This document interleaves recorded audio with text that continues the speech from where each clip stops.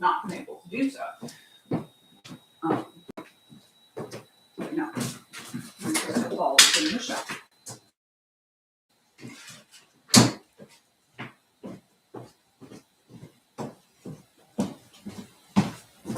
I know that we've always in the White House, and it's interesting to me that now acting like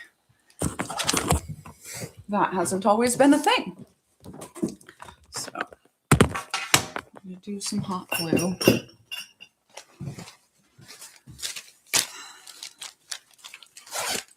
No, nobody has immunity except for the president, and that's only in official capacity. He certainly does not have immunity for things that he did years before he was the president. Again, like, does America care at all about pedophilia? No. Don't believe it. Don't think anything will change. But we'll see. People love to get on their outrage.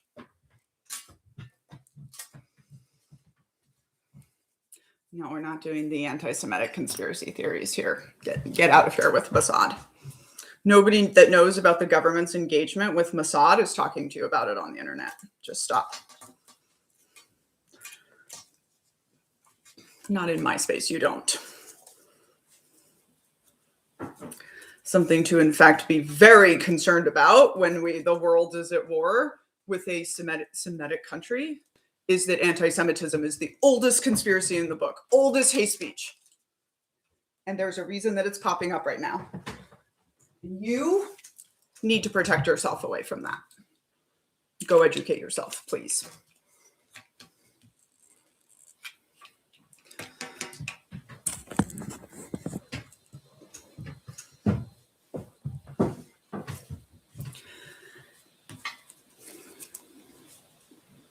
If there's some kind of deep conspiracy with Israel training the United States and the military, blah, blah, blah, all this, we're all going to find out about it at the same time. You're not going to know something that somebody else. No, what you're doing right now is anti-Semitic. That thing that you said about Mossad, that is anti-Semitic. You are not a CIA agent. You do not have that information. And if you did, you would not be talking about it on the internet. So sit down before I have to block you from my space.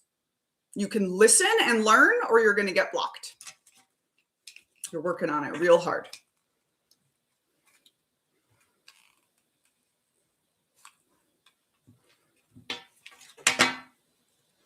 Somebody please block this person who's not listening and accepting my rules. Thank you.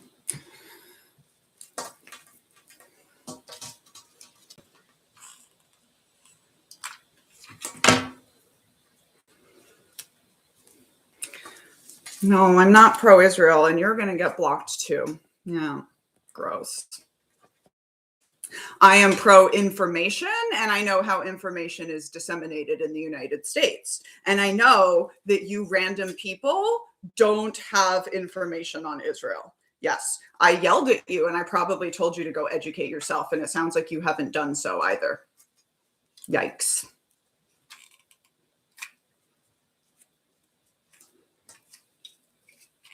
I don't know why they try.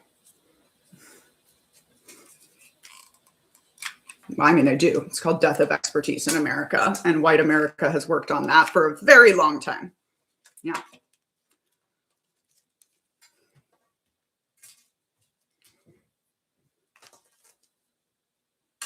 Yeah. Regular civilians don't need to be speaking about Mossad for anything. You don't have information on them, and unless you're talking about a fictional TV show that you watched and how really good it is, you are being a silly koala in public. And nobody that has access or information is talking about that on the internet. That's how I know. Yeah. Former intelligence officer, I know what things people are allowed to talk about. So you can go educate yourself on anti-Semitic conspiracies in America and how it ties into these groups in politics right now. And you can come back with educated questions about that. Or you can just listen to me and stop with the anti-Semitism and go figure out where that's getting into your brain from. Either of those options are acceptable. But telling me I'm wrong on my page about something that you are not an expert in, not acceptable.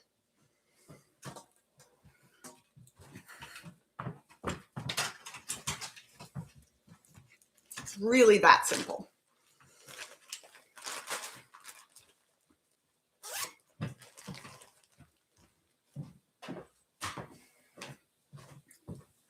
Okay, Reagan.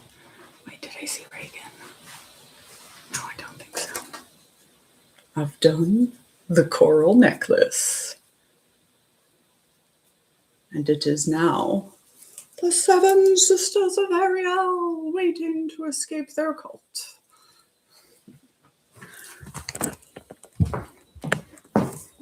Yeah, they're like, Mossad was mentioned in the e-files. Okay, first of all, that is a raw intelligence dump, and you're telling me that you don't understand anything about that by your conversation. Like, you don't know how much of a conspiracy theory it is to say, but Mossad, but IDF, but I do. Because this is what I do for a living. And I have studied the white Christian nationalists who are in power and how they have come to power. And it is in part by using that language and letting all of you do their dirty work for them. You can criticize Israel without being anti-Semitic. It's so easy. I do it, well, not that often on the internet because I don't want to go to jail. But I do it quite often. Yeah. Yeah. And if you don't know how far back talking about the Rothschild goes, once again, please go educate yourself. Go educate yourself on the Dreyfus Affair. You can just listen to the Origins of Totalitarianism by Hannah Arendt anytime you want. No, a dude that I married at the age of 21 was kicked out of the army 14 years later for being a white supremacist, and I testified against him. Try again.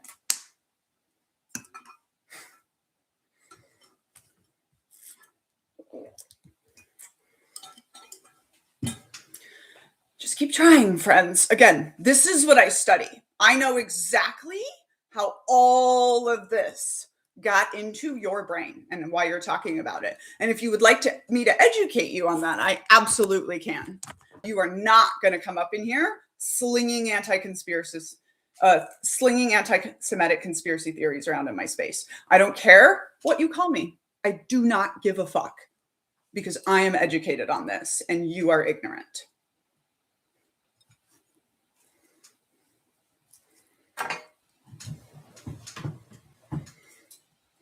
Howard Zinn is what happened to my brain, and I'm quite proud of it. Sit the fuck down. Okay, now I'm turning off TikTok comments, and I will be talking to YouTube. You are welcome to watch, and that's about it. Have a day. Hello. All right, gotta package up a whole bunch of stuff. Gotta post our Instagram videos. Gotta try to remember to eat our breakfast.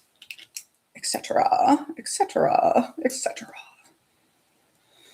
Oh, it's so fun when people think MySpace is some kind of public asset that they get to vote on. It's not. It's my business, and I get to refuse business to anyone I like. Go check out the Constitution.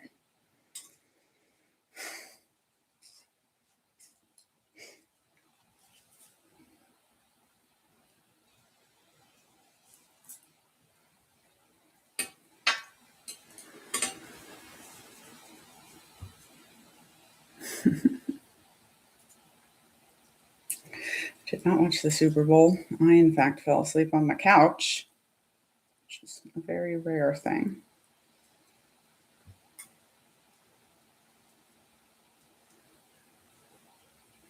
I was tired. I was tired this weekend.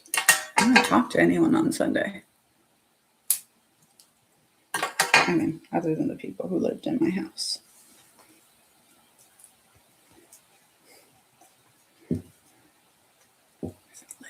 They don't still live here. Nothing really happened.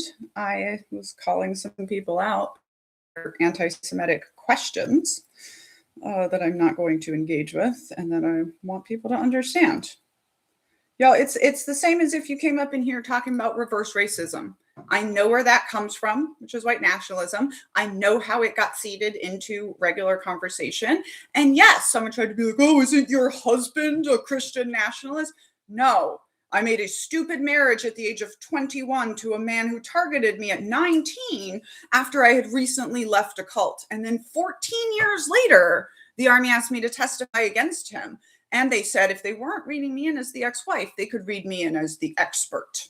Then I wrote books about that, and I have spent most of my life fighting white Christian nationalism, and I probably will continue to do so. So keep coming at me, but I know this stuff, and you don't.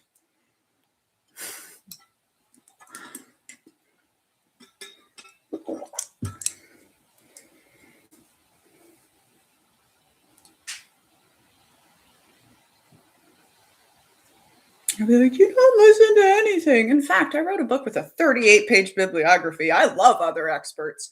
I don't suffer idiots to tell me I'm wrong in my area of expertise when they have established no expertise of their own.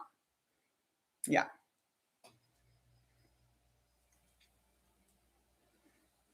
And if you don't understand how the eating of babies thing right now from the Epstein list ties to Jewish blood libel, go educate yourself on it.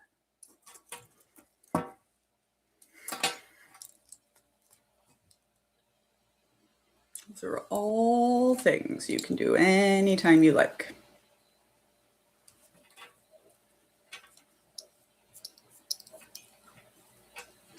But yeah, like,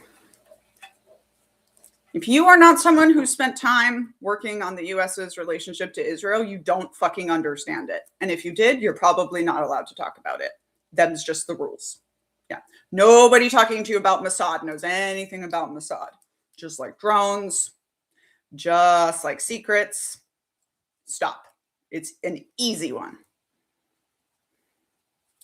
I have been able to live my life educated on Israel's relationship with America and still never participate in anti-Semitic conspiracy theories.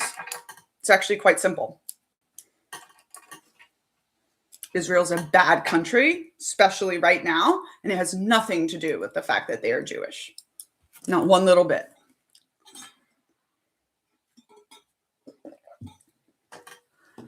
Did not watch any part of the Super Bowl. I mean, I was there for part of it, but I was just listening to my book, working on Necklace, hoping nobody would talk to me. Trying to talk to me, so I went home.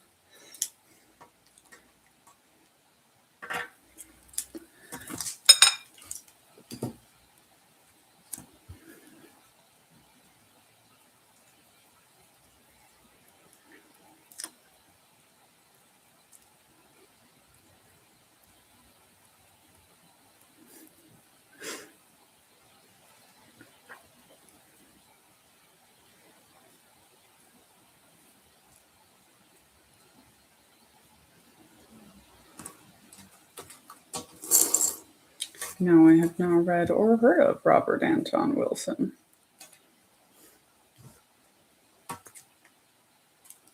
Kind of making me think he's probably on the cult apologist side.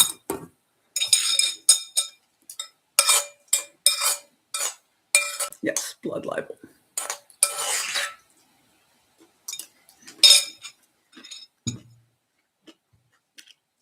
Blood libel is the idea that Jewish people want to take your children and drink their blood. Yeah. One of the oldest conspiracy theories we have. All conspiracy theories at some point touch back to anti-Semitism. Understanding the history of that is really, really, really significant if you are ever going to talk about it. But also, literally, you say Mossad or IDF, and I'm not taking you seriously at all. Just no. Because you do not have the information to talk about that. And if you did, you would know not to talk about it on the internet. It's the same reason I will not engage in these conversations about me being a CIA agent. Like, because if I was, you would not know that. And if you did, and you were talking about it on the internet, you would be disappeared. Not a thing I have to engage in. You could definitely donate to the Knit-In. We have stickers. This one and another one that say "Not Today Fascism." And I have even a bundle with the sword knitting needles that are coming in that you can purchase the knitting needles for like $16, but you're gonna have to wait a little bit. You can purchase the bundle for $50 right now, and it will come to you right away. Okay.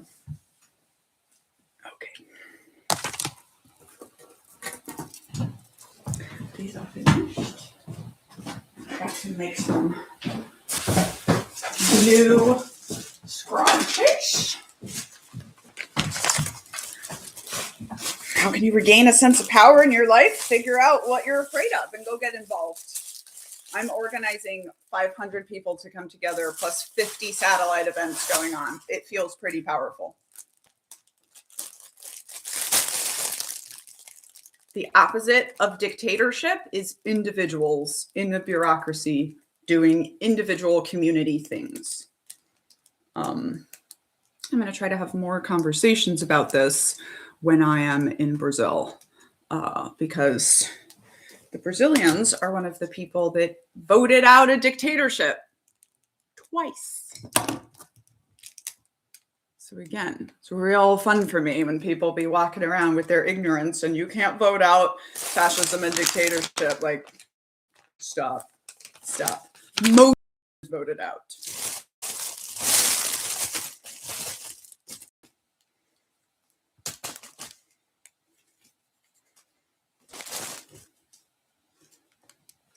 I mean, like, I understand that you're Jewish and you want to learn the truth, but you're not learning the truth from like a random intelligence dump.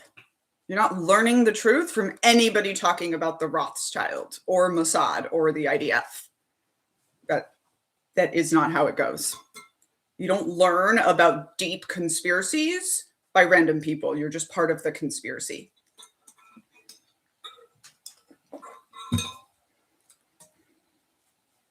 There are things that you will never know about Israel. And if you do, everyone will know about them at the same time, or it is not legitimate information, because that is how secrets are protected. So, like, I'm sorry that you want to know. You're not gonna, unless you go work for the United States government in this field. Or unless things come out and are verified. And a raw intelligence dump that y'all are treating like is God's honest word. Don't know what to tell you. Listen to those of us saying this is not how it goes. Like, that's what I can tell you. Good morning, Chicagoland.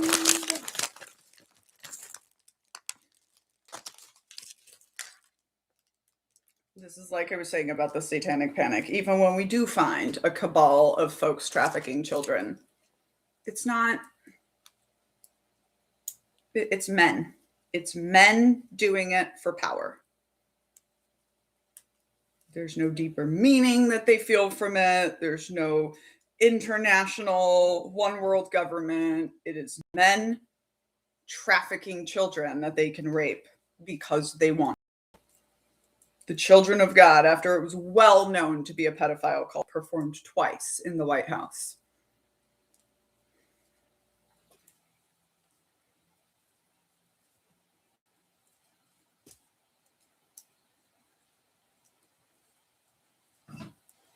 Huge amounts of what is in that intelligence dump is just gossip column shit. Y'all, this is all of the information they gathered to look into this. This is not people's testimonies under oath. This is a raw intelligence dump.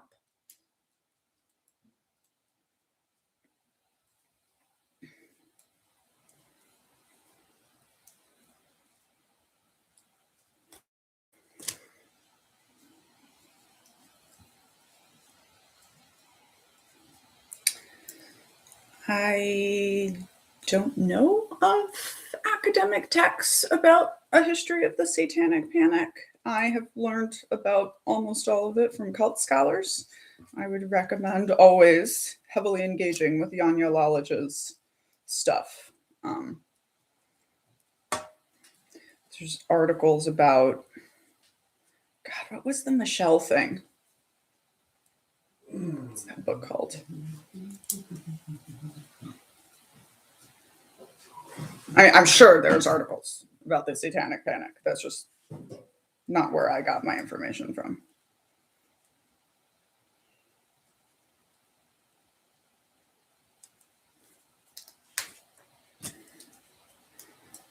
But I mean, Google Scholar is probably your best place to start. Understanding that the person who started the whole satanic panic thing, her therapist married her.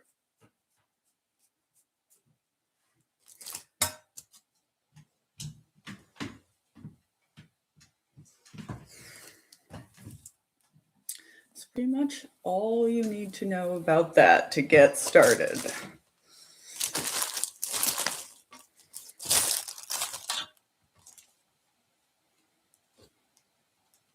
So this is when I say, like, children who are adults now, who truly believe they were the victim of the satanic panic, they were the victim of adults.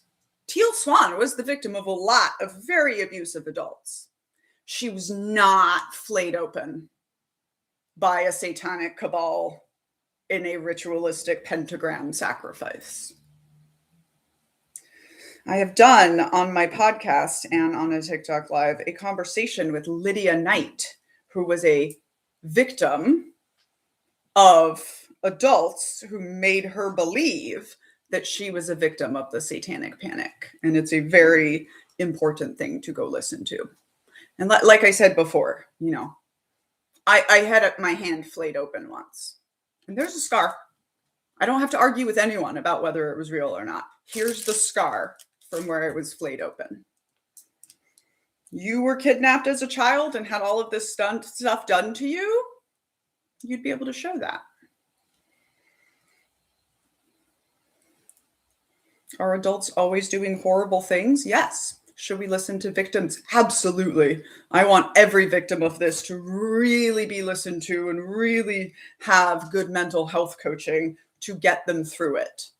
But your ritual abuse by some bad adults out there does not make the satanic panic a real thing. Once again, this is why we call you a victim of the satanic panic, not a victim of that satanic cult.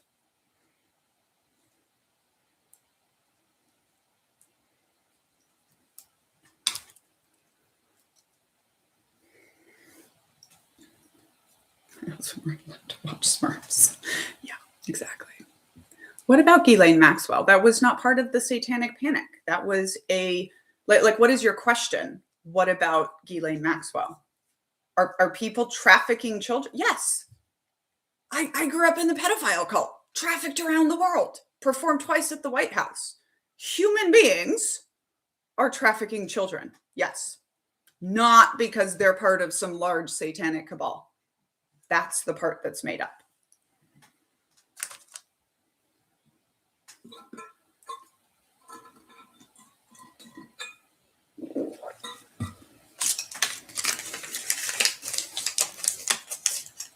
Right? Just every time there's a large group doing something, whether that's the Catholic Church, and we're not going to call it a cult, or whether that's the Children of God cult, when it is investigated, evidence is found. Well, the satanic panic was hugely investigated. And guess what the evidence found?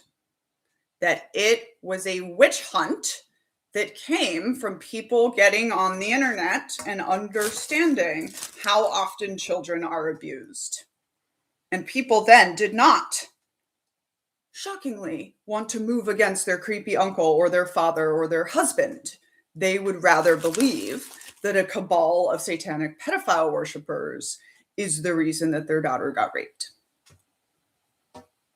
Because like all victim blaming ever, if it was something horrible and hugely evil that you could have not have possibly avoided, then you don't have to actually deal with it.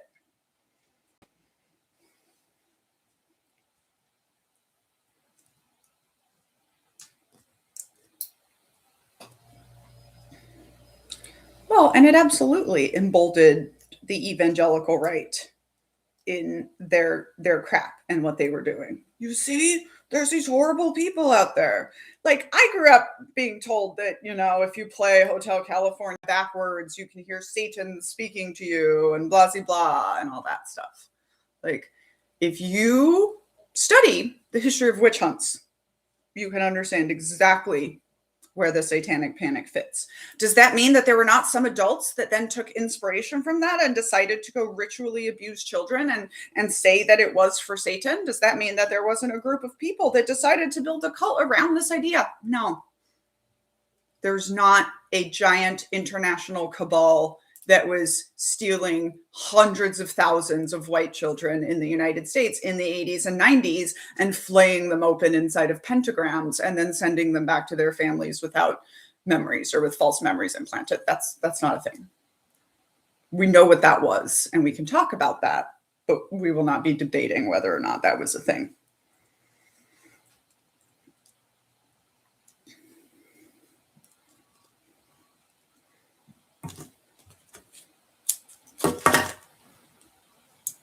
This is like when I say they didn't burn witches, they burned women because witches are not real. Witches in the context of what they thought they were burning. And then people try to come up and be like, but witches are real.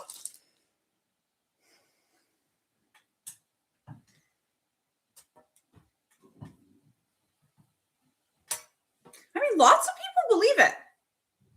Every time I talk about the satanic panic, there are people that write me off forever as a horrible victim hater. Even though I'm like, here, was ritually abused, can talk about it. And again, in groups where there was ritual abuse, guess what there also is? Evidence. The satanic cabal wasn't real, and Satan didn't actually help them hide all of the scars on children after they flayed them open. It's not a thing.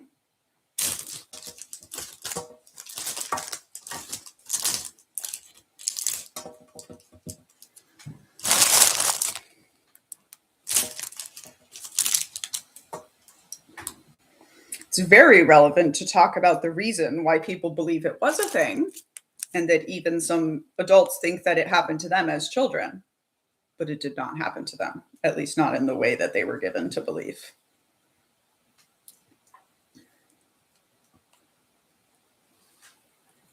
Yeah, and a lot of people, teachers, childcare workers, a lot of people's lives were very seriously destroyed by these accusations, which is another reason that it is important to talk about the reality.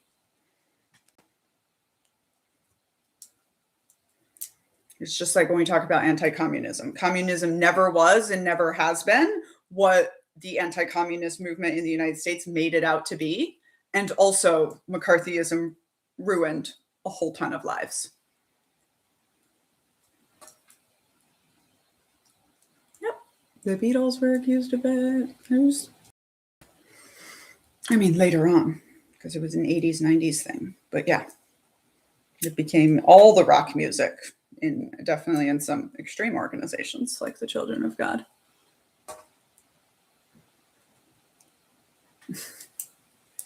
I know. I love all these healers that go around doing fake stage healings and in revival tents. Like, if you can heal people, why are you not fucking set up at the ER? Just every single hour that you can stand to be awake.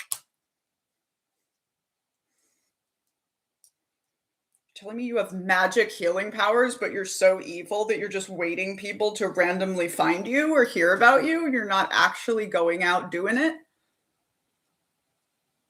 Almost like we have places full of sick and dying people that you could just go to.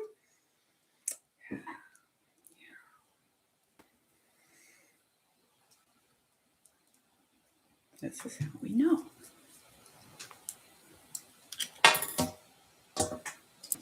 Okay. Scrunchies!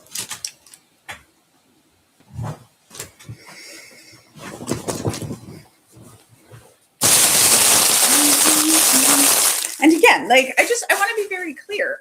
It's not that we don't believe victims. It's not that we think that these kind of horrors can't happen. Human beings do not have a limit on how horrible they can be to each other. Absolutely not. And I grew up in one of the groups that nobody wants us to allow us to write about or talk about because it is so horrible. And guess what we have? Proof. We might not have proof of everything that we can say.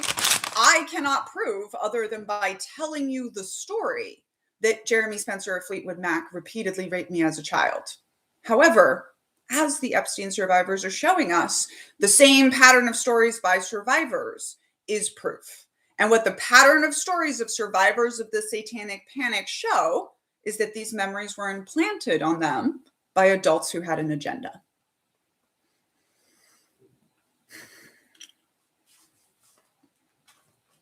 And keep coming back to, like, I have a scarf and being flayed open. Nobody disappeared your scars.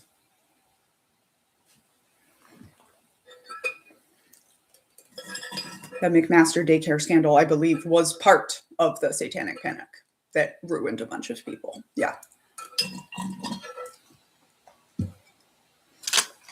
Very, very serious stuff. But understanding what it actually was very important.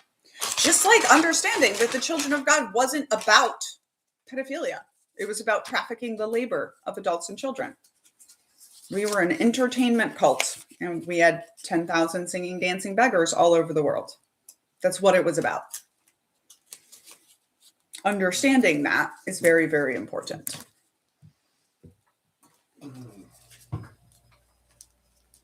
Jeremy Spencer, one of the founding members of Fleetwood Mac. Yeah, he's still in the Hall of Fame, even though there's 400 accusations of what he did to children, including his own daughters, on the internet.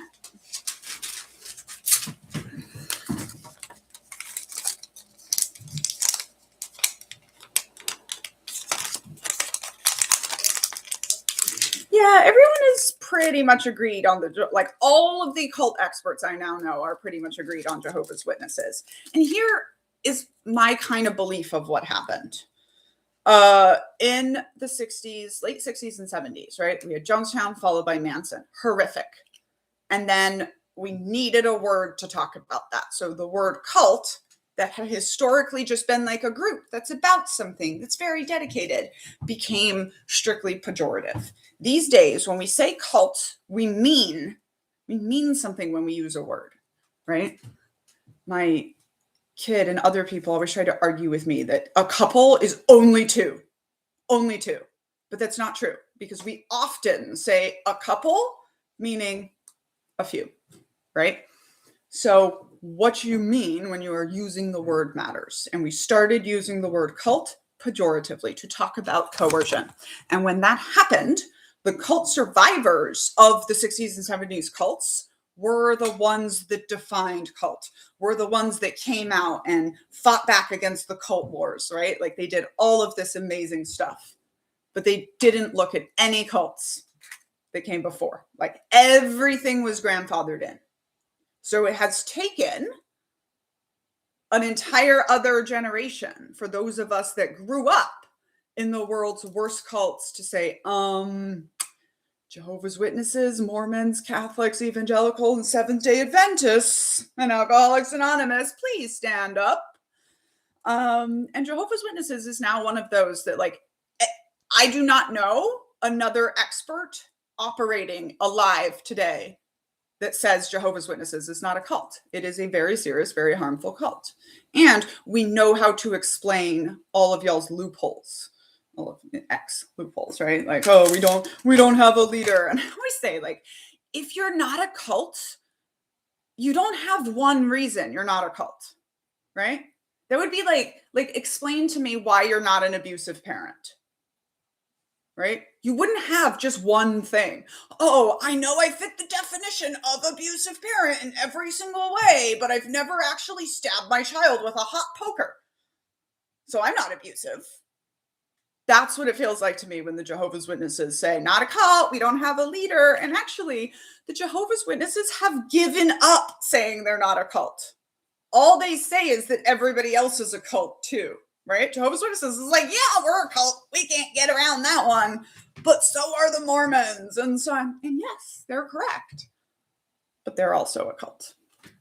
Oh, no, the whole Fleetwood Mac band. Let me tell you about that. So first of all, did not have an issue with him when as an adult. He married a 14-year-old. Second of all, very, very aware. The whole Fleetwood Mac cult went to get him back from the commune, and they have been very aware of what he has been accused of over the years, and of the fact that royalties from their music has been going to support the pedophile cult and raise money all around the world.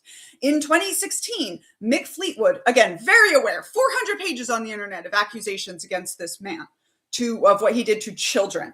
2016, Mick Fleetwood planned a tour with him. And that was only shut down by survivors of the Children of God calling every single venue and telling them who he was. And then they planned it again in 2020. So the entire Fleetwood Mac band can fuck off forever. Yeah, I'm even mad at Stevie Nicks. Like, how could you, as a woman, take over in that organization, be a part of that organization, and never fucking say one thing about it to help the victims? Not once. Every single one of them is worth $100 million. And not once have they ever tried to help any of us who were the victims.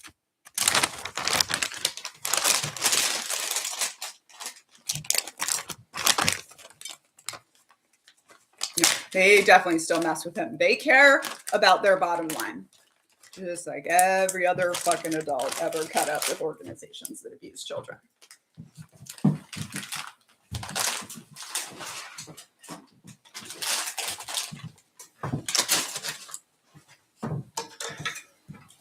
It's also really fun because every time I talk about it, people will be like, oh, I hope Fleetwood Mac sues you. Are you effing kidding me? I hope Fleetwood Mac sues me too. Especially now that I have books out. Like, the way I would be a multimillionaire so freaking fast. Thanks.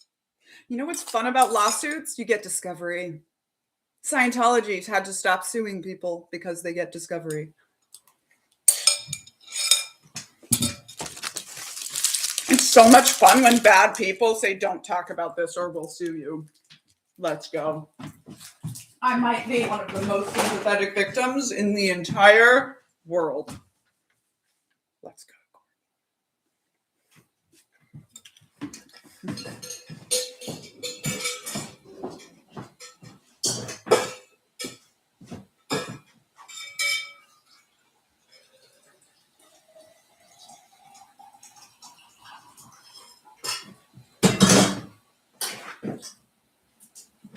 Oh, we're out of milk. How rude.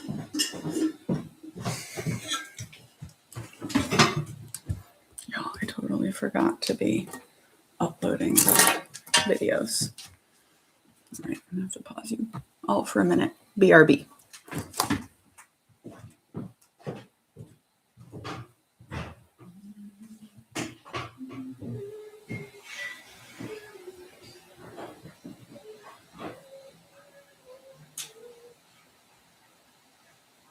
The amount of anti-Semitism involved in the Satanic Panic is also important to call out.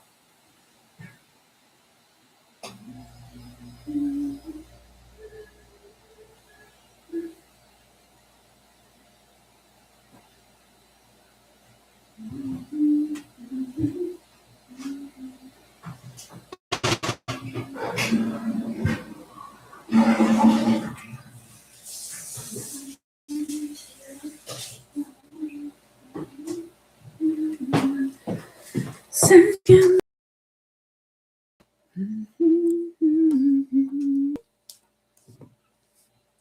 What does discovery mean? I said I was the most simple. Discovery means that, like, when somebody sues you, like, that's why Taylor Swift's text messages are on the internet right now. If you sue me for lying about you, I get to dig into every fucking part of your life and bring that out in a court of law. That's why I'm not afraid of groups suing me for calling them a cult. Hello, I'm one of the people that has helped to define cults. Please take me to court.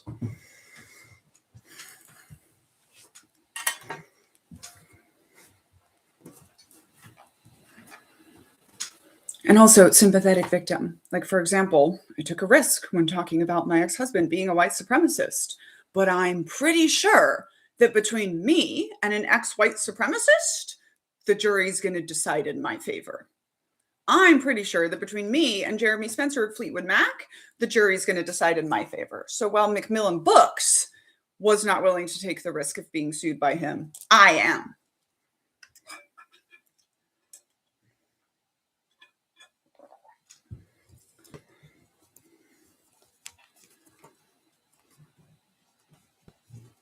It's very interesting to me as how much more Sasha's interview is brought up than the women. Because it is always, always how it goes. We truly believe, because we are in a patriarchy, even subconsciously, that the sexual abuse of men and boys is worse than the sexual abuse of girls and women.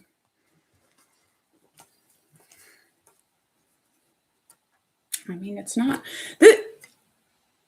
I'm not here to tell you what to listen to, right? If you can know that royalties from Fleetwood Mac music went toward one of the worst child raping organizations in history and helped them survive for 40 years, and you can still listen to those songs, that's on you. I know that once I accidentally listened to a Fleetwood Mac song because I didn't know it, and then I threw up afterward. I know that I cannot listen to Taylor Swift right now because the idea of who she is and what she has done turns my stomach so much that those songs have lost. So it's not about necessarily just giving them money. It's like, gross. I don't want to be thinking about that. But also, if you spend any money in capitalism, you're supporting bad guys, right? Like Ford and Coco Chanel were Nazis.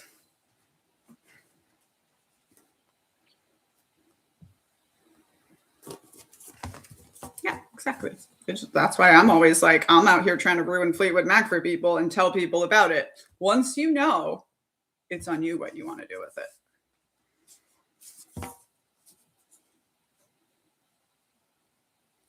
it. The anti-Semitism involved in the Satanic Panic is important to understand.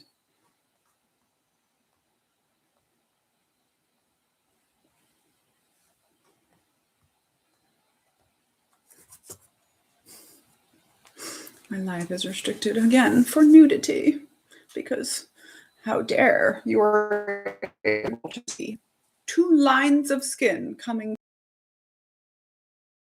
Control ourselves. I did really like Taylor's music, but it's like I've learned something else about myself. Is that like part of why I like Taylor's music so much was just because I never had to think about what to put on.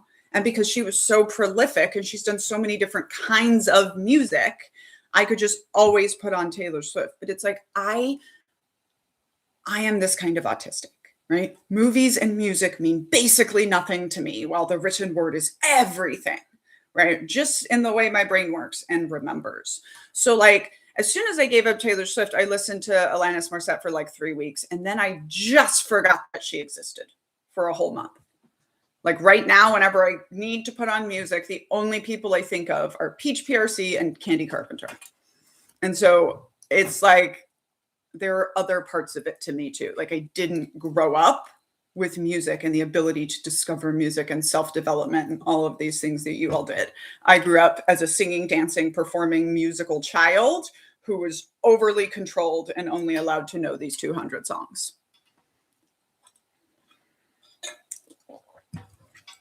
So even like now exploring music, I'm still never going to become like a musical savant. That's just not how my brain works. I love Paris Paloma's Labor. But again, it's not like, it's just like when I go to take a shower and put on music, like Paris Paloma doesn't pop in my head. Every time the song Labor pops in my head, I play it. And that's like every 2 weeks. These are the things that I'm learning about myself as I deconstruct the Swiftiness and just fall into 3 patterns of listening to people.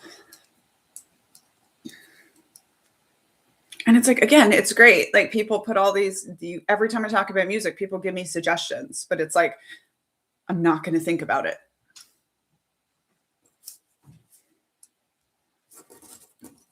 I have a playlist that my friend puts a bunch of songs into it. And every time I think about that playlist, I listen to it. But I also need to hear every song about 100 times until I feel like I know it. And then, so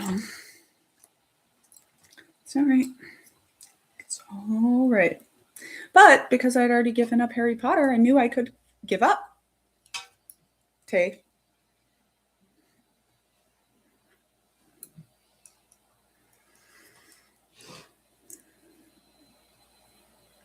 What changed me on Taylor? I mean, everything. Like I said, like I have been deconstructing whiteness for the past 5 years. So it was a long time in coming.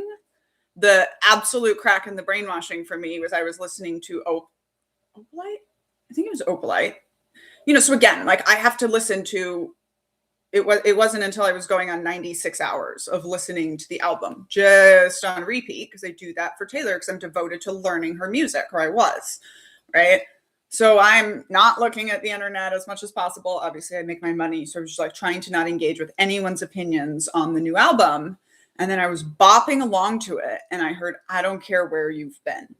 And this really impacted with me because this concept of slumming, of your dating past being dirty and less than you. And that was something that affected me because I, as a woman, as a white blonde captain in the army, started dating somebody beneath me in that group's way of thinking. And that's how it was treated for me. Like, oh, how could you, warrant officer?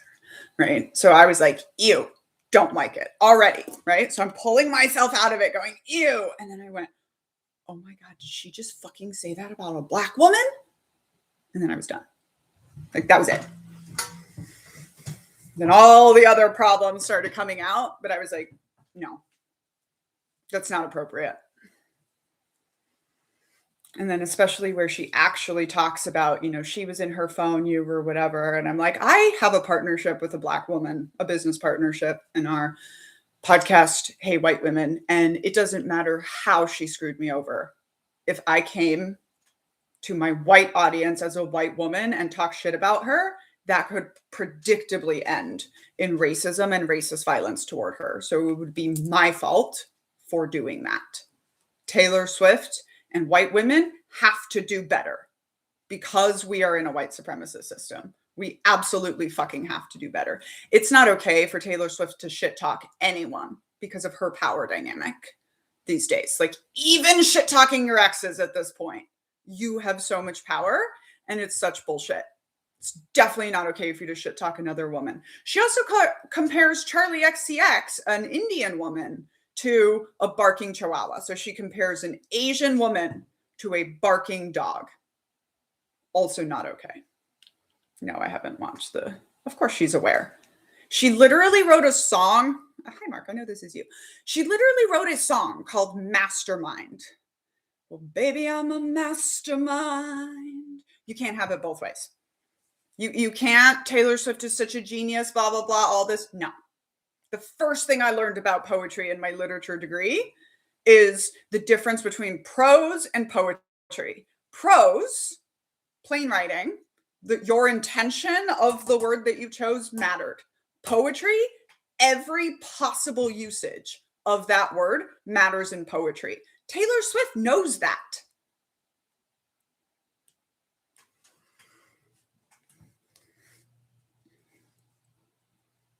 Okay. Taylor Swift didn't just accidentally forget to think, what about comparing Onyx and Opalite, what that was going to do.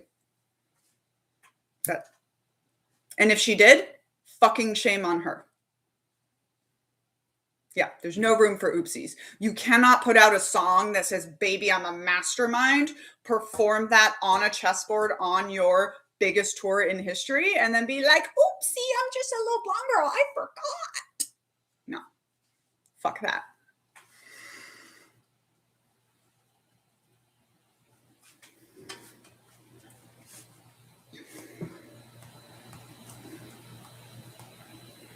Week 56 of the Trump administration.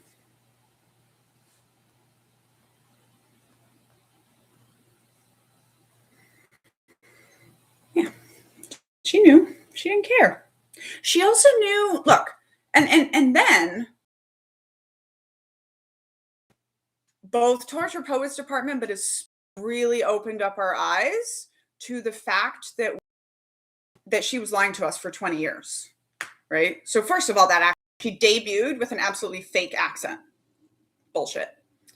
Second of all, she told us Evermore, and Folklore were fictional. She said, for the first time, these songs are not about me. And you know what? We gave her that. We were like, okay, cool. And then she let us believe that Midnights was an album about 13 sleepless nights in her life and not a breakup album, right? So then she breaks up. So then we all expect Tortured Poets Department is going to be the breakup album about Joe. And she also let us believe that, which again, all of these things are your prerogative, but I'm losing respect for you every single time. So then Tortured Poets Department comes out. We realize that Midnights has been the breakup album. We got to go listen to all of that over again. She says in Tortured Poets Department, swirls you into all of my poems, which is her telling us, y'all are idiots. Folklore and Evermore was always about Matt Healy. And then she literally lied to us about what Life of a Showgirl was going to be. Every single piece of imagery that they used to promote that had nothing what the fuck to do with what the album was. So that's what she lied to me about for 20 years. If you just got here, you can go back and watch that whole part. But what's most upsetting is that she told us in 2019 on her documentary, Miss Americana, that she was never going to be silent again, that she was going to use her platform, and she fucking hasn't.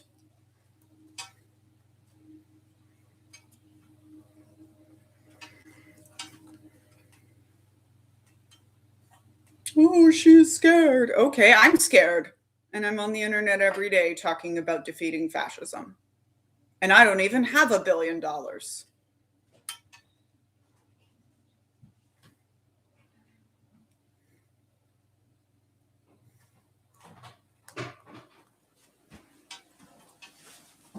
It's kind of like what you're supposed to do when fascists are taking over is be scared and then fight anyway. Yeah.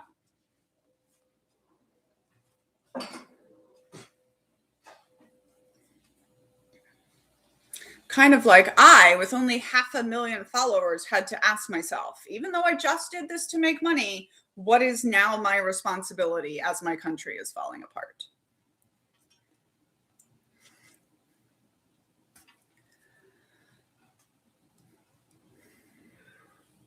She has always been about Taylor. And also, when I tell you, when I heard that her high school diploma is from like a cult school, like a white supremacy cult school, she's evangelical performing kid. That's what she's always been. She was built like a product by her parents, by her family. Great. They made a good investment. But none of it has ever been real. Yeah. Everybody in the Twin Cities is scared right now, and yet there they are promoting. Could you imagine what Taylor Swift could be doing if she decided to go join the protest in Minnesota? No, we don't have to bring up a Black woman when we're talking about Taylor Swift. Absolutely not. I mean, this is not the discussion about Beyonce, Larry, and I want you to sit down and think about why you felt you had to do that. Different, Larry. Okay. I think. This is like when I'm talking about abuse against women and people show up to say men are abused too. Different conversation. And the fact that we tie Taylor Swift to Beyonce all the time is part of the racism and the white supremacy in the way that we discuss everything.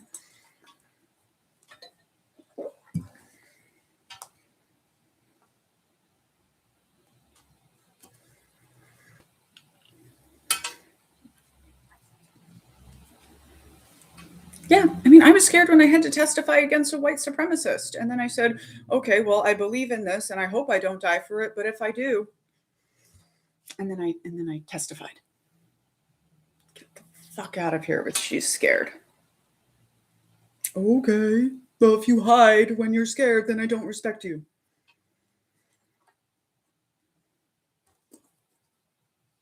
Then you don't need to be the person being called a hero and being up in front of stuff.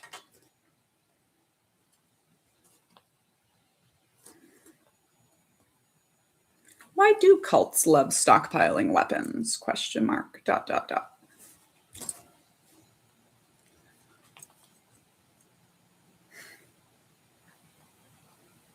And again, people being like, well, she doesn't have to. Why does she? Neither did I. I didn't have to be willing to spend 20,000 of my own dollars to organize a protest. I didn't have to do that. But why would I not want to?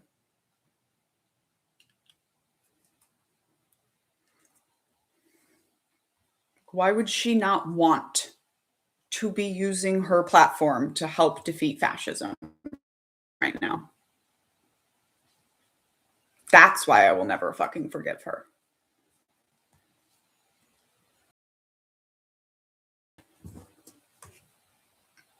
Going all the way back, right? So the line that she on her debut album, right? So she went back and she changed a line, and it used to say, blah, blah, blah, I'll tell mine, you're gay. She's mad at a boy who cheated on her. So she's saying she's going to tell her friends he's gay, right?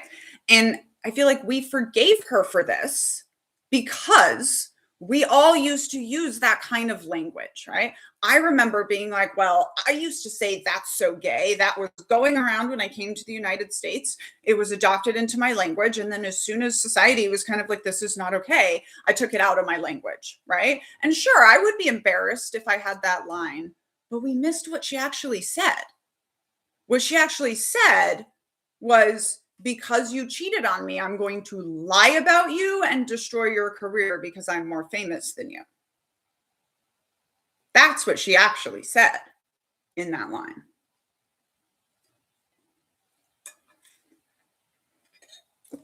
And this giving white women and white men the benefit of the doubt, it has to stop. Like, that's what I did with her for 20 years. I gave her the benefit of the doubt.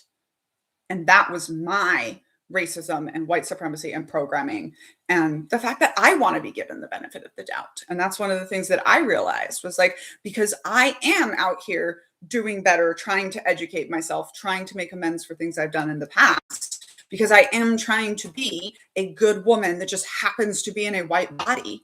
I was giving her the benefit of the doubt that she is trying to do that as well. She's not, and she never has been. Because she told us she cares. That's why. We assumed she cared because she told us she cared. She started being performatively feminist when she was like 24 years old.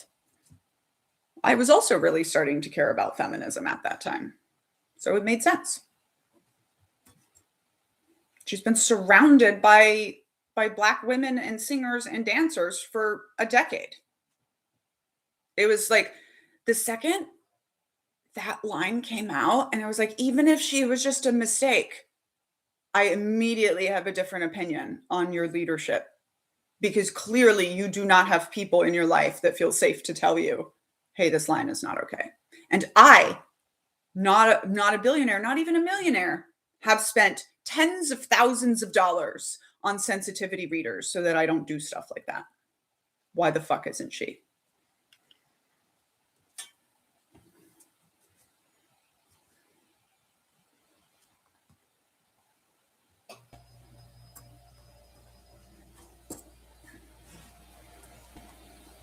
And this is also why I say, ex-members of a cult are the ones that can talk about it and deconstruct it the most. Absolutely. Have Black women been saying that she's dangerous for 20 years? Yes.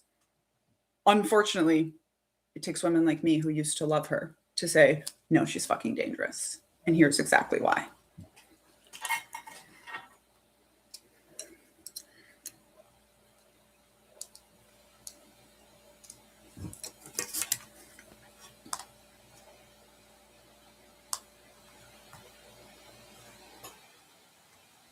I made a lot of videos today. Yeah. And I love it when people are like, artists don't have to use your platform. This one does, because she promised us that she would.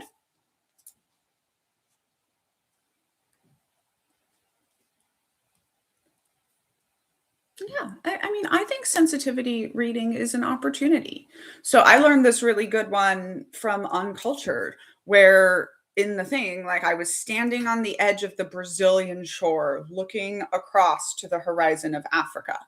And that was true to my experience. The way American kids at the beach are going to dig a hole to China, in Brazil, and this might be an American kid thing too, but in Brazil, we looked across the ocean to Africa. We would think we could swim across to Africa, right? So that was brought up to me. And this is called the infantilization of Africa, and we do it all of the time, right?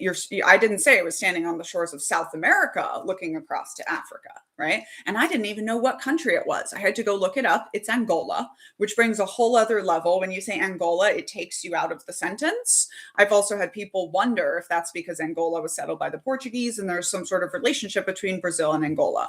And I was like, this messes everything up for me. And you know what? If that's all I have to do to make a blow against white supremacy, I'm absolutely going to freaking do it. And then you know what I realized 2 years later when my husband was going to study abroad in Kenya? We wanted to say Africa all the time. And I would never, if he was going to study abroad in Portugal, I would never say, oh, my husband's in Europe right now. Unless we were talking about the European Union and like, right? Like, so going country to continent, that's the infantilization of Africa. And that's just something I learned, and now I can do better. You know, and there's this meme that says, people tell me I always have to be correct, or I always have to be right. And not to belabor the point, but I always have to be correct, not right. And if you give me better information than I had before, I will correct myself. And then that's also the other things. Like, we don't have to just forgive people and give them the benefit of the doubt unless they're actively trying to make it better, right? All of these people coming out of MAGA and being like, you have to give us a safe place to land. There was a woman, she was called, what, QAnon Granny or something, who was part of storming the Capitol. She's one of the women who went to jail. She refused Donald Trump's pardon. She spent her time in jail, and now she has been actively working against him since the day he got out. That's the kind of ex-MAGA person that I will work with. But you don't just get to be like, oh, I used to think that stuff in the past. My bad. Where are your amends?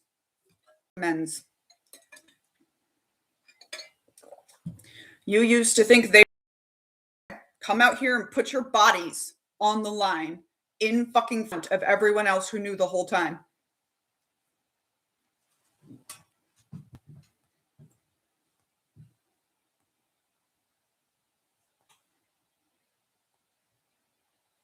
Cults always want to control your body size.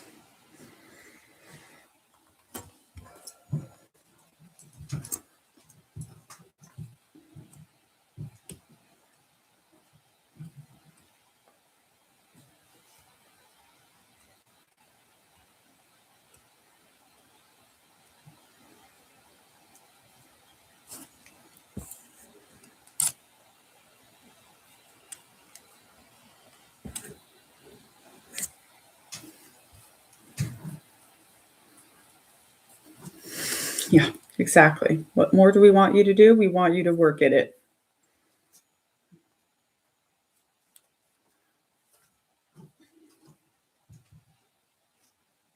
We want y'all to be leading the charge of how we get out of this because you got us into it. That's what more we want from you, ex-MAGA.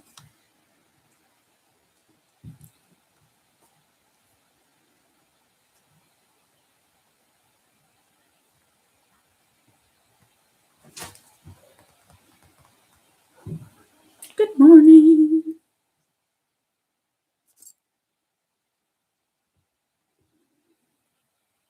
Monday's my favorite day of the week.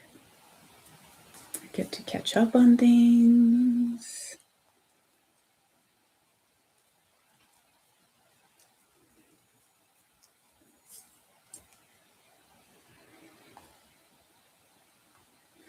The Reese's video is really blowing up in Trump's face. His former chief of staff from last administration said he probably lost the election just from that one video.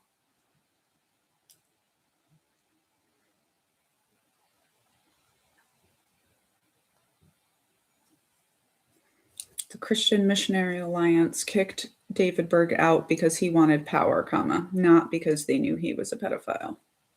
Period. Every time.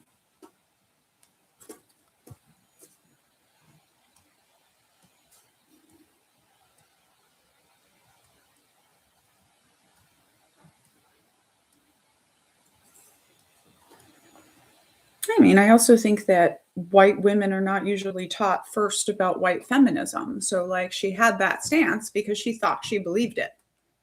But it was problematic from the beginning because it was always white feminism, which is always problematic.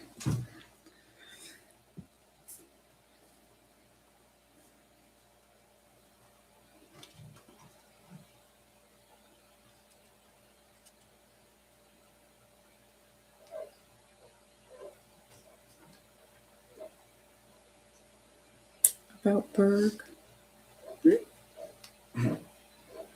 No, I'm saying somebody was like, oh, Christian Missionary Alliance is really creepy. And even they kicked out David Berg of Children of God. But I just want to be clear, like, they kicked him out because he was trying to take over and take power. And he would later go on to take many other people's cults. They didn't kick him out for being a pedophile and a creep.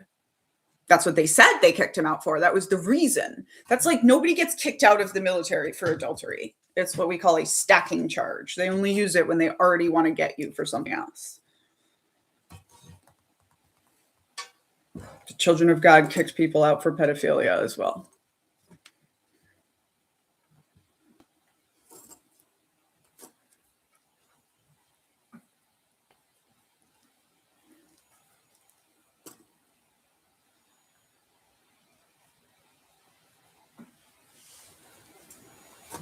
I told you, so many videos today.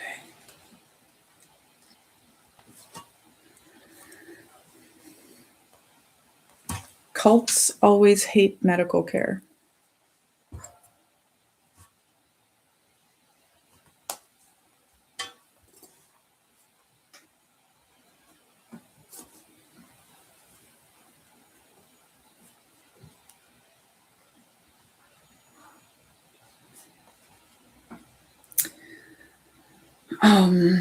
So we had a racist video. They're trying to impeach Pam Bondi and Team of Nazi Barbie, Kristi Noem. The things are moving. Stacking charge. Yeah. I definitely recommend Amanda Smile Takes. She's also going to be speaking at the Knit-In on March 8th. Definitely come check that out. I'm also going to be streaming it on YouTube. So you will all be able to. Well, yeah, boomers were raised. The cult of America hates medical care. You know, some people that don't understand other countries don't understand that, like, it's a choice. It was a choice that was made to monetize medical care. Whereas in other countries, medical care is just a thing that is provided. A choice that we made that people should get rich. Medical care in the American system. Which is great because that means we can unmake it. More about the Knit-In. I am planning a knitting protest / day of education. It is happening March 8th in Washington, D.C. We have a website, www.angryknitin.org. That is our organizing space. We have our tight-knit community, Discord chat on there. We have all these things that you can do now. You can go to that space anytime. We're going to keep it up after the Knit-In. We are spending a day focused on civic education and having quite a lot of speakers, mostly not white, come and talk to us about activism. And then we are going to We're going to walk a giant banner down to Capitol Hill.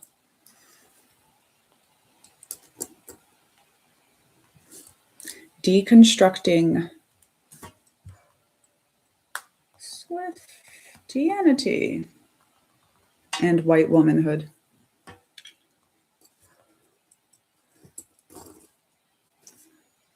I agree that, like, this is bringing everything to the surface. And then, like, because all of this stuff is being brought to the surface, I hope that we are going to get a chance to address it.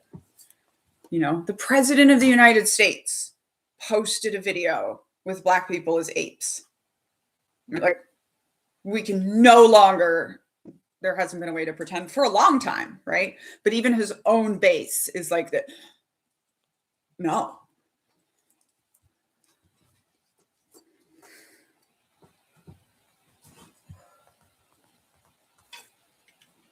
And please don't rush to the comments to tell me that your people are still defending him. I understand.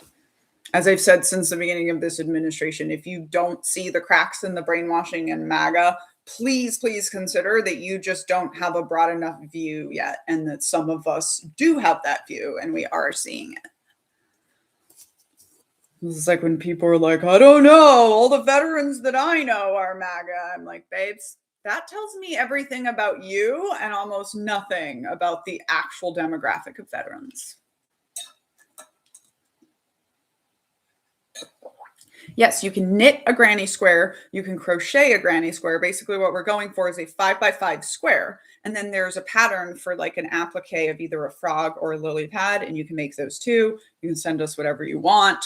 One of the things we are going to be doing is splitting up into groups, doing this good community exercise, and then building individual blankets and then attaching them all to our banner. One of the things I came up with when I was making the cult coats was putting together things by crochet, because then you just snip one edge and pull it out. So we're going to be assembling all these different blankets. We're going to put it all together. Afterwards, we're going to disassemble it. We've got our nice in the middle banner that says "Not Today Fascism," which we will keep. And then we are going to be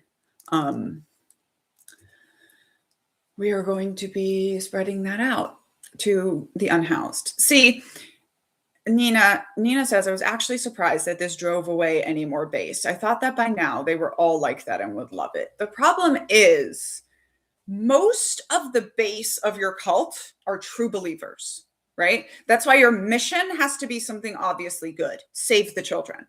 Steve Miller has been trying to make America white again ever since the Save the Children thing was pulled apart by the Epstein list, and it doesn't work. You can't have an obviously evil mission.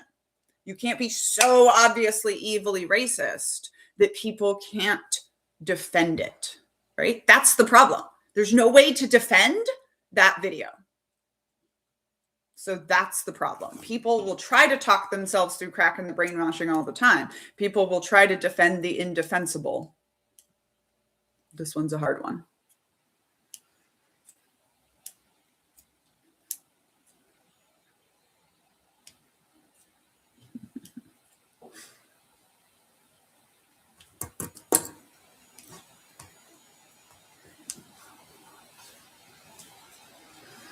Yeah, I believe we'll probably send Stephen Miller to jail at some point. I really, truly hope we do. Okay, I have to pause you all one more time.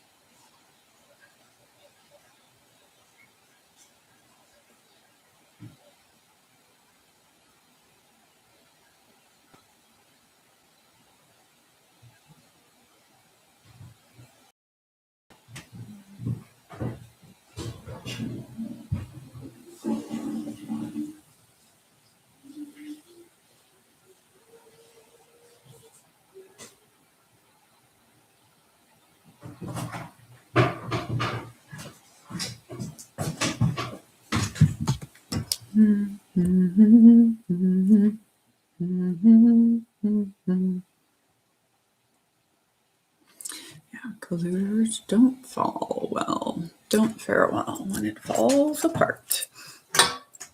Yeah, if you go to the www.angryknitin.org, you will find the Discord channel, and that's how the best way you're going to find out about satellite events, solidarity events, etc. Most modern day countries do not break up when they have a dictatorship. So yeah, America will probably stay together.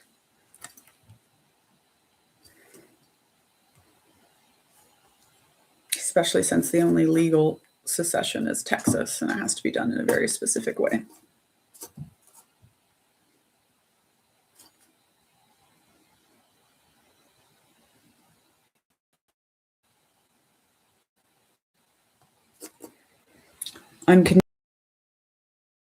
People getting together and doing something is not going to make an impact.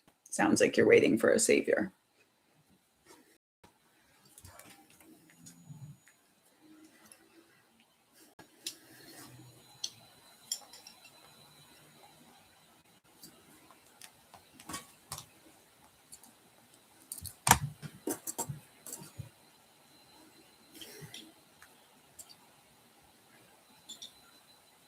And I have to spend a long time packaging crafts. TikTok is mad at me.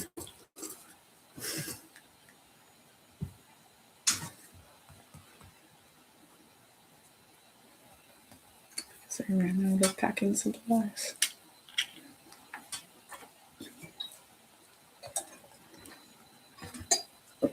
Yeah, also another reminder that we are all the adults in the room. We can all decide to get involved in any way at any time.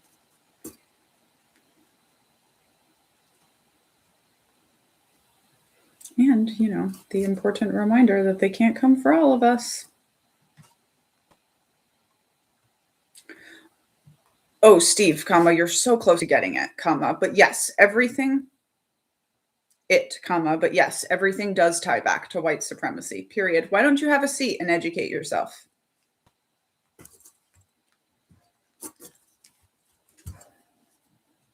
That's my Brazilian friend. And they said the protest showed them that the people are not Trump. Yeah. Yay! Please turn up when I go to LA. I'm going to be in LA on the 31st of March.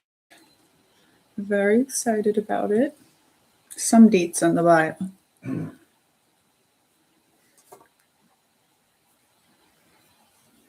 And also, like, it's even the language of people being like, are we going to survive that? Like, we're either going to a dictatorship and then we're going to have to push back.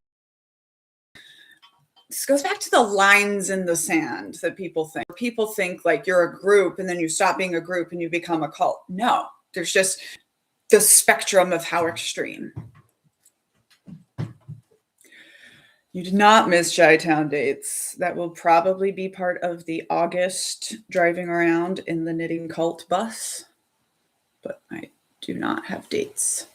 We are looking for Granny Squares to arrive by March 2nd because we're putting it all together on March 8th. If we don't survive, we won't care anymore. That's exactly correct. As Mr. Knitting Cult Lady says, either it will work out or it will immediately not be my problem. Lines in the sand are not real, ... Go ahead and make one and try to come back and visit it tomorrow. Period. This is an important thing that people miss. I don't know how line in the sand became the expression, but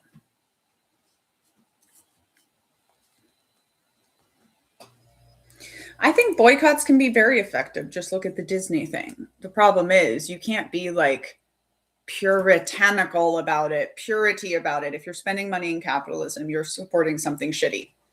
And if you go away and don't spend any money in capitalism, you're just building a cult.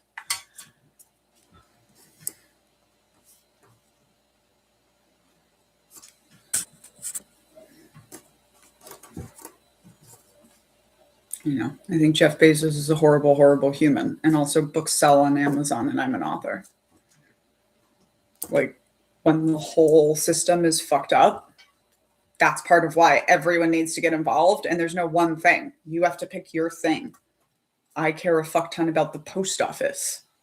Everybody doesn't need to care a fuck ton about the post office. Only 3.5 of us. The rest of y'all can care about something else and something else and something else. But also, like when people say like, oh, we need a general strike, I've just started being like, okay, organize it. It's been predicted by the people that study this stuff that it will take 2 years to effectively organize a national strike. Stop saying that we're not going to survive, that this is the end, the blah, blah, blah, and go organize. When I started saying I was going to organize a protest 5 months later, people were like, what's the point of that? And now it's less than a month away and we have a huge protest coming together. And we're still here. And he's still here. But not just using the post office, understanding how crucial the post office is to freedom and why Donald Trump has been against it so hard and how he's destroying it. Those are all very important.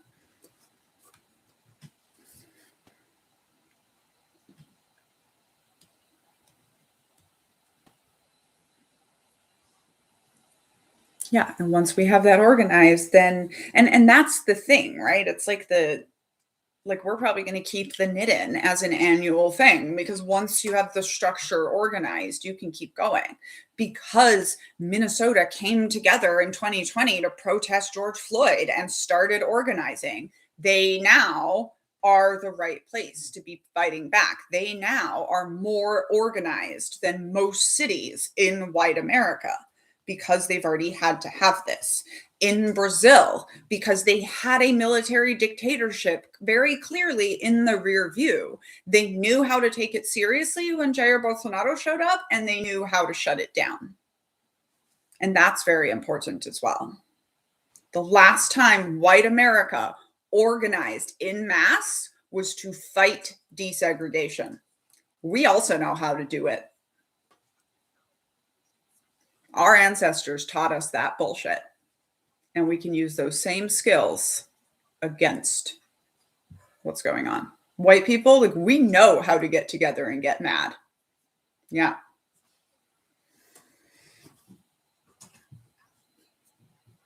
That's part of what I was trying to do with the knit-in. People being like, white America doesn't know how to organize. Are you kidding? Tap into your best motherfucking MLM soul and turn people out. Let's go.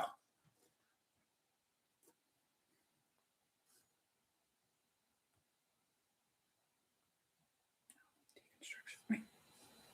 I already posted this.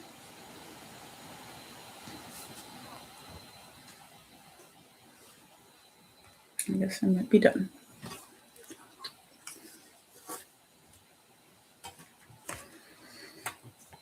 Yeah, we don't know how to organize. Come on. Come on. We know. Turning the TikTokers back on for my goodbye. Hello, Bren. Oh, lots of coordination, lots of different events. Like, I'm going to a march on February 28th, and there's another march on March 28th. And all kinds of people doing all kinds of stuff.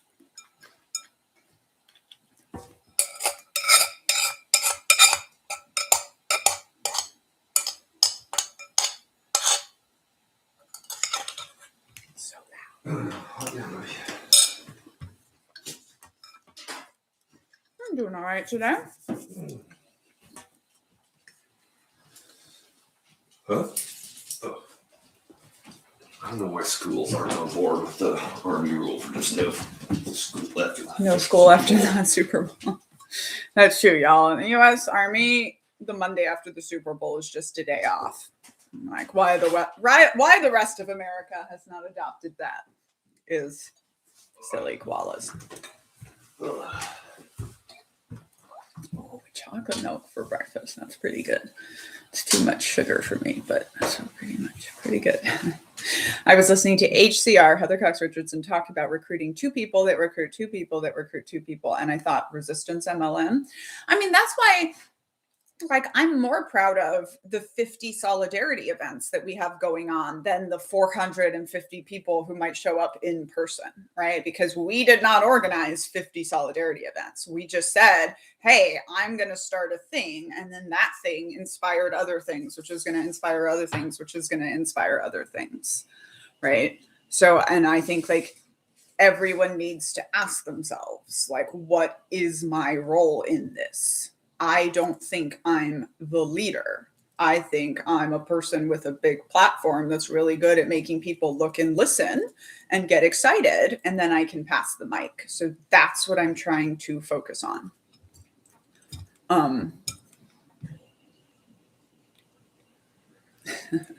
The Super Bowl lasts one day. It's just one game. Mr. KCL's birthday was good. In the Army, we did have to come up with generally 3 courses of action, but sometimes it was a lot more. Sometimes it was less because we were a helicopter unit and there's not always 3 options. So it just depends.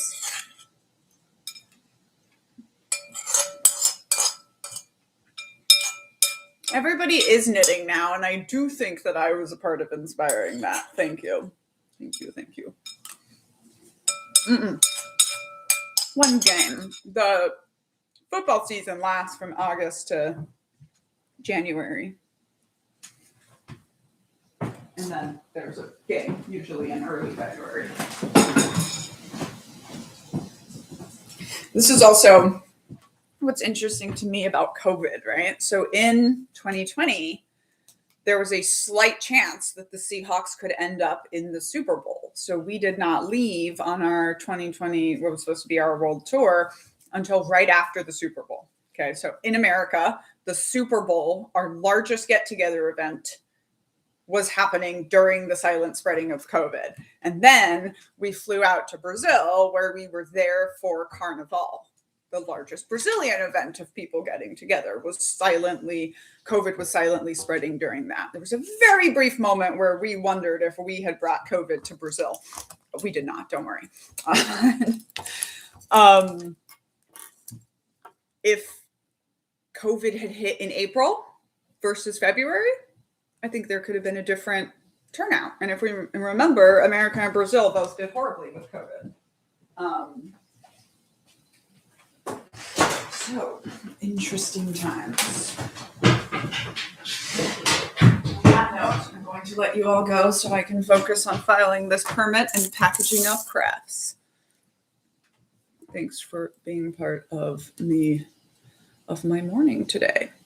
No, it was just my husband was retiring from the military and we were going to spend 2 years living on every continent other than Antarctica. 2 years traveling. And then we were on the last flight out of Buenos Aires. And we missed our window of opportunity. But in 8 years, somebody goes to college. And then I will be back on my world tour. All right. Packaging of crafts, not crap. This is all the packaging up I have to do today. And I have to focus, as we say. So, thanks everybody. Thank you. Hope to see you tomorrow.